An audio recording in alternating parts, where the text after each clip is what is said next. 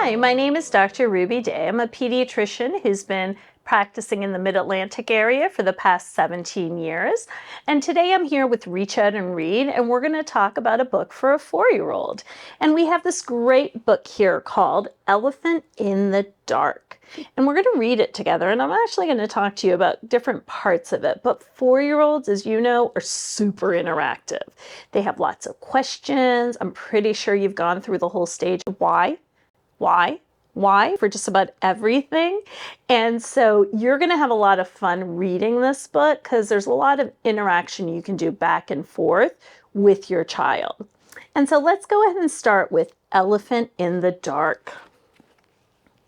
Merchant Ahmed had brought a mysterious creature all the way from India. What do you think it might be? The news spread fast through the village. What could the huge beast be? Do you have any ideas? How are we going to figure this out? Look at that. They're all trying to figure it out. The villagers ran to the merchant's barn next to his house to see this strange creature. But the doors were locked and the merchant, tired from his journey, was sound asleep. You think he's snoring? The rowdy crowd woke the merchant. He stuck his head out the window and shouted, "It's too dark in the barn to see anything. Go home and let me sleep." But no one went home. Instead, they decided to see the beast for themselves. How do you think it's going to work? Who do you think here is going to actually fit through? Is someone going through the window right now? The first villager snuck into the dark barn. He tripped over a bucket of water and fell on the animal's long, slithery nose. This startled the villager and set him running. Outside, he gathered himself, puffed his chest, and said, "The creature is like a snake."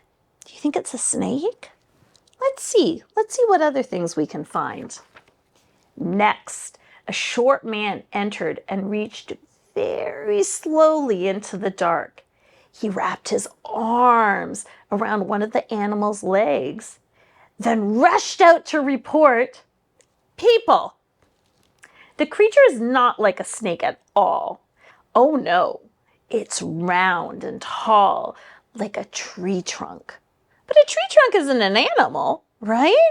So what could it be? So we thought snake, tree trunk, what other information are we going to get? A third villager climbed inside the dark barn. The beast swept its huge ear against her face, and the woman ran out. "The creature is neither like a snake nor a tree trunk," she panted. "It's like a fan, a huge floppy fan." I don't know any animal that's like a fan. All right, let's see what other information we can find out. The three villagers argued excitedly. Others scratched their heads and disagreed. Each offered such a different view. The fight escalated, and the remaining villagers stole into the dark barn to find out the truth for themselves. What do you think? One, I don't know if I'd be brave enough to go into a dark barn.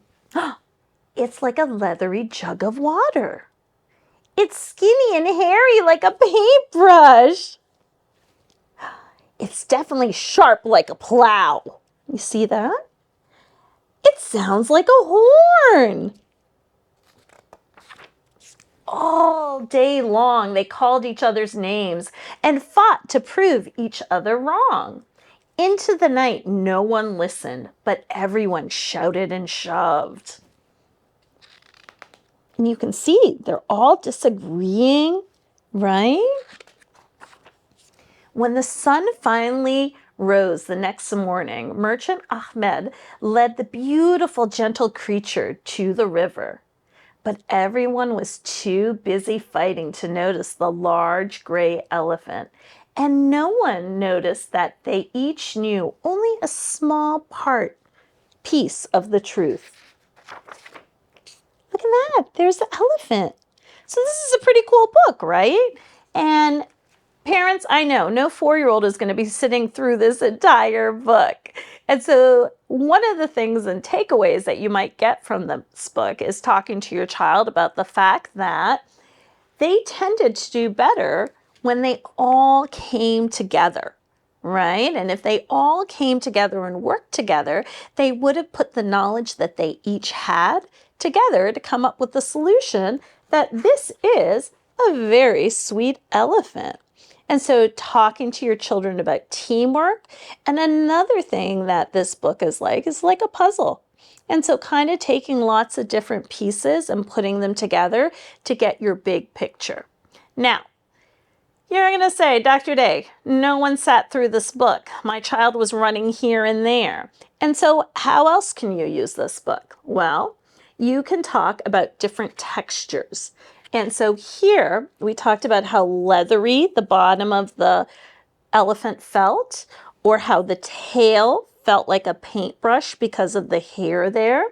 And then the tusk was sharp and smooth.